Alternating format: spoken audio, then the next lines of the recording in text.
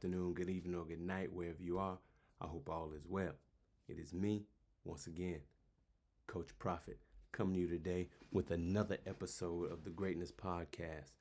Man, so I hope everybody's had a great first week of 2023, having a great week so far. That's going to lead into a great year. I'm expecting big things for myself, for my family, and also for you all. So today's episode is gonna be about that, and it's also gonna help you focus on attaining all of those things.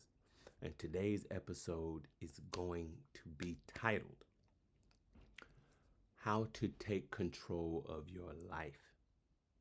I'm gonna give you 4 steps, 4 different things on how you can take control of your life. So, taking control of your life is a very, very, very powerful idea.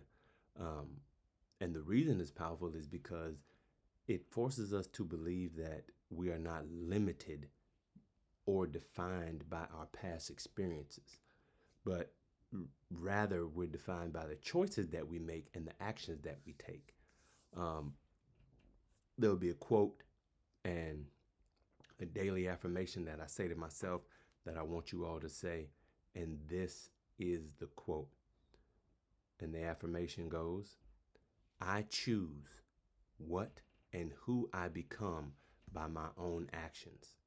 I am not limited or defined by what has happened to me. So you say that to yourself, man, every morning when you wake up, every night when you go to sleep, and during the day whenever you need a pick me up. Because life happens to all of us. Things happen. Sometimes our mind floats and drifts into our past and, what has happened to us, and we allow it to seep into our life and our actions, and we can't do that. But, that idea is empowering because of a few reasons. Number one, it means that we have the ability to shape our own lives and determine our own outcomes. Um, of course, with the help of God, we can do all things.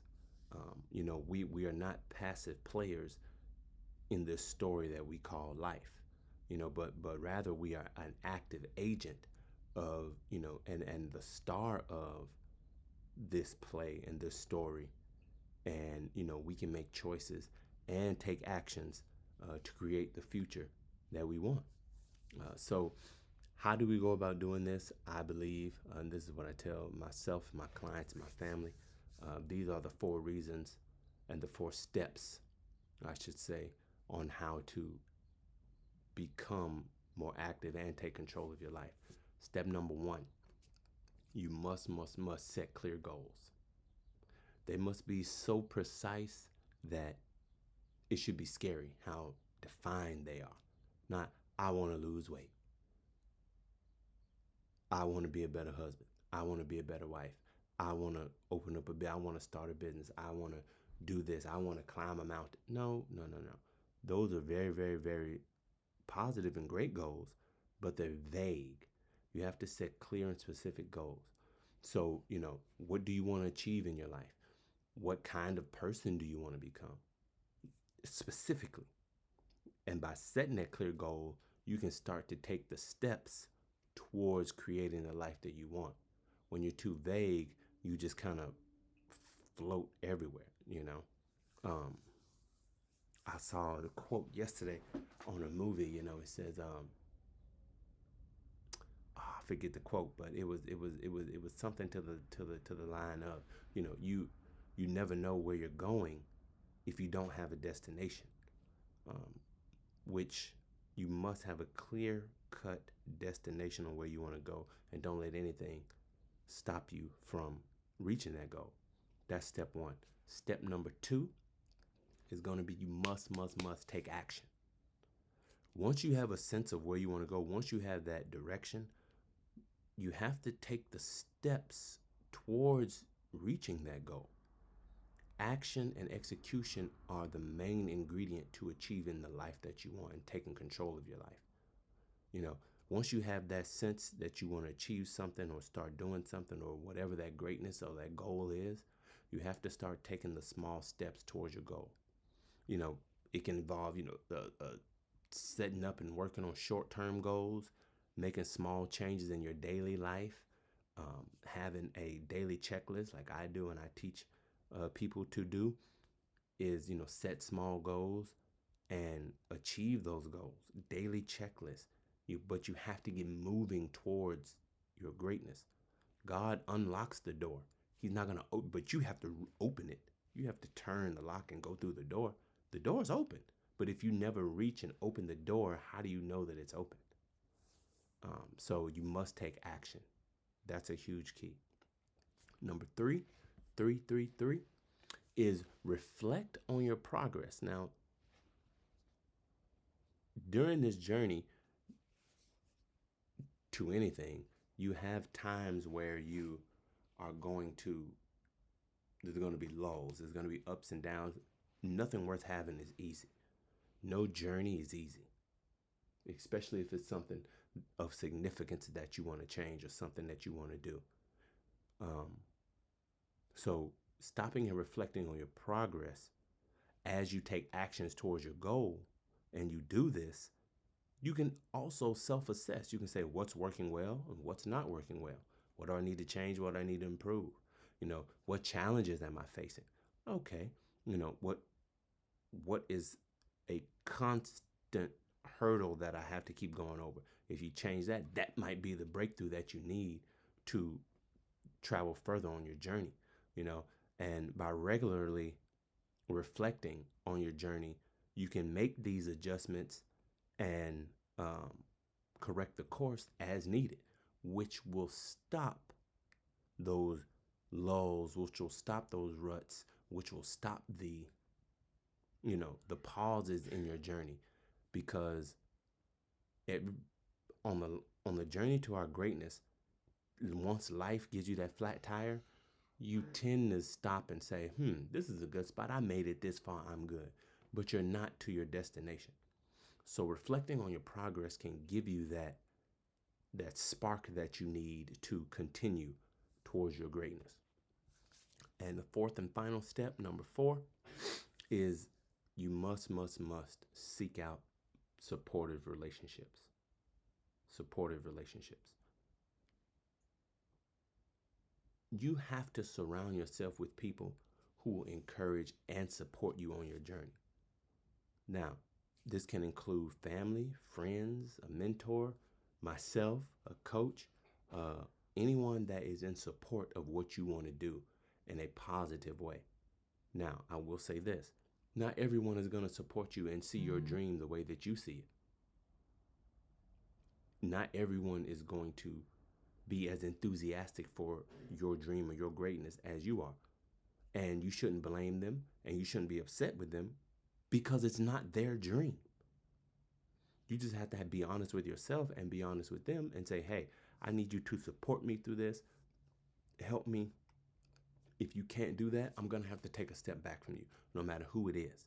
And trust me, as you start focusing on yourself and taking control of your life, the grip that you have on someone else's steering wheel, steering their life, you're going to have to let that go. And 9 out of 10 people are not going to like that.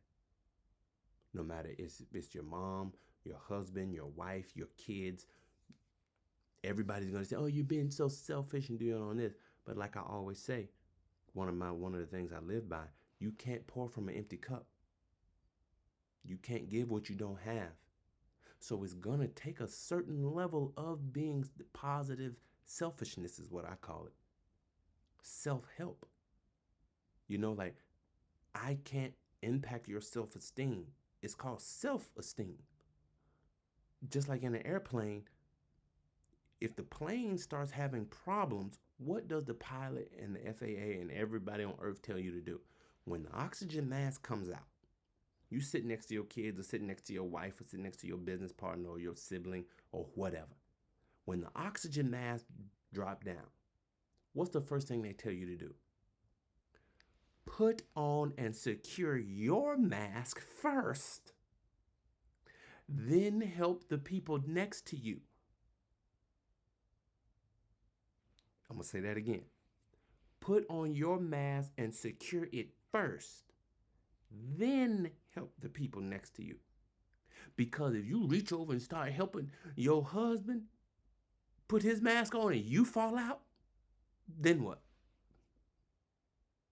Or y'all reaching, helping, trying to put each other's mask on and both of y'all fall out.